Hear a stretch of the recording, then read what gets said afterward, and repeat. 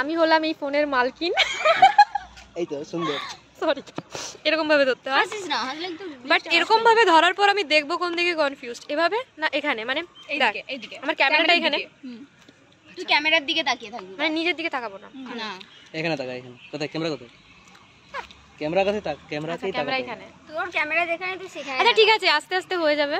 এর উড়তি উড়তি ব্লগার আমরা, ঠিক আছে। নয়া নয়া ইনি আমাদের প্রফেশনাল, কিন্তু কথা শুনেই যা মনে হলো 2 বছর আমরা হওয়ার চেষ্টা করবো, ঠিক আছে। আমি অনেকক্ষণ ধরে বকে গেলাম, কিন্তু আমি ভিডিওটা স্টার্ট করিনি। এটা হলো আরেকটা ভাইটাল রিজন আমার ব্লগার না হয়ে ওঠার পেছনে। না হালকাই নিলে হবে না, ব্লগিংটা শুরু করতে হবে, তাই তো।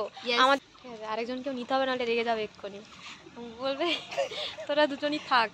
যাই হোক, তো আমাদের আরও একটা বড় ভাইটাল সমস্যা হচ্ছে জনগণের মাঝখানে আমাদের মিটার ডাউন হয়ে যায়, মানে কনফিডেন্স, যেটা একটা সাংঘাতিক মানে রিজন। আমরা সেটা থেকে বেরোতে চাই আমরা, যাতে যেমন ব্লগাররা হয় না, এই মানুষের সামনে বকর বকর করতে চলে যায়, এবং কে কি দেখছে বলছে পারোয়া নেই কোনো। আমরা সেরকম। আমি একটা কথা বল, অবস্থা খারাপ হয়ে যাচ্ছে। কোন জিনিসটা তো সবচেয়ে বেশি মেমোরেবল? আমি সবথেকে বেশি মিস করব আমার হোস্টেল জীবনটাকে। ওয়াও, আমাদেরও তো মিথ্যা করে একটু বলতে পারতি।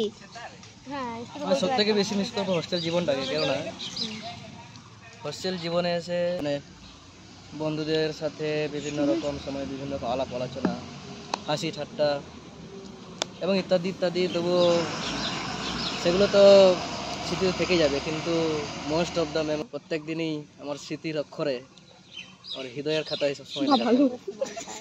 আচ্ছা, আমি এটাই চাইবো তোর হৃদয়ের খাতা যেন কোনোদিনও না ফুরায়, সব দিন পেজ থাকে তাতে।